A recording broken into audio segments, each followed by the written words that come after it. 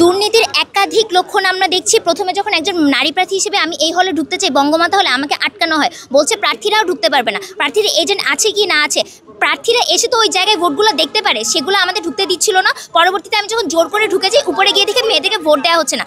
সরকারি প্রক্টর ম্যামকে বললাম, ম্যাম তখন বলছেন যে কালির ইস্যুটা প্রচণ্ড মিথ্যা মনে হচ্ছে, ব্যাপারটা ঘটনাটাই ঘোলাটে, কারণ এই কালির ঢালটা ব্যবহার করে তার কিছুক্ষণের মধ্যে থেকে শেখ সাদি ভাই আর বৈশাখী আপু ছাত্র দলের আমার চোখের সামনে দিয়ে হচ্ছে ভোট কেন্দ্রে ঢুকে যায়। ওই সময় হচ্ছে সাংবাদিকরাও সবাই ঢুকে যায়, এবং একটা মেয়েদের হলের ভোট কেন্দ্রে এতগুলো পুরুষ কি করছে, শেখ সাদি ও বৈশাখী কেন ভিতরে ঢুকছে, ভোট কেন্দ্রের ভিতরে ঢুকছে, এবং ভোট কেন্দ্র তাল এখনো বন্ধ করে রেখেছে। মেয়েগুলো এখনো বাইরে 1 ঘন্টা ধরে লাইনে দাঁড়িয়েছে, তারা ভোট দিতে পারছে না, ভিতরে তারা দরজা বন্ধ করে কি না কি করছে, এবং কালির ইস্যুটাকে একটা ছোট এই ইস্যুটাকে তারা ঢাল বানিয়ে এই ভোট কারচুপিগুলো সবগুলো করছে। আপনার প্রিয় কাপড়ের যত্নে এলো এনজাইম সমৃদ্ধ Arik silver wash detergent powder, 500 গ্রাম মাত্র 70 টাকা। প্রিমার্ক।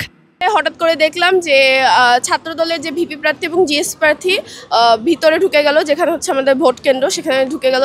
যাওয়ার পরে আমরা মেয়েরা চেষ্টা করলাম তাদেরকে সসম্মানে বের করে দেওয়ার জন্য, তারা বের হলো। কিন্তু এমন পরিস্থিতি কেন হবে? একজন ছেলে মেয়েদের হলে কিভাবে প্রবেশ করবে? আমরা মেয়েরা কি ছেলেদের হলে যেতে পারছি?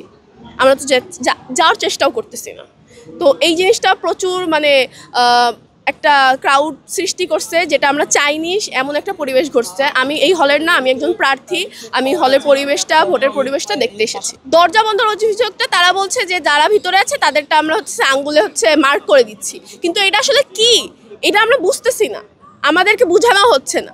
ভিতরে আমাদেরও কিছু ভার্সিটির বড় আপু বলেন, ক্লাসমেট বলেন, ওরা আছে। এখন ওরা বলছে যে হচ্ছে আমাদের হল, আমরা বিষয়টা দেখছি। এখন এখানে আসলে কি হচ্ছে এটা বুঝতে পারছি না ভাই।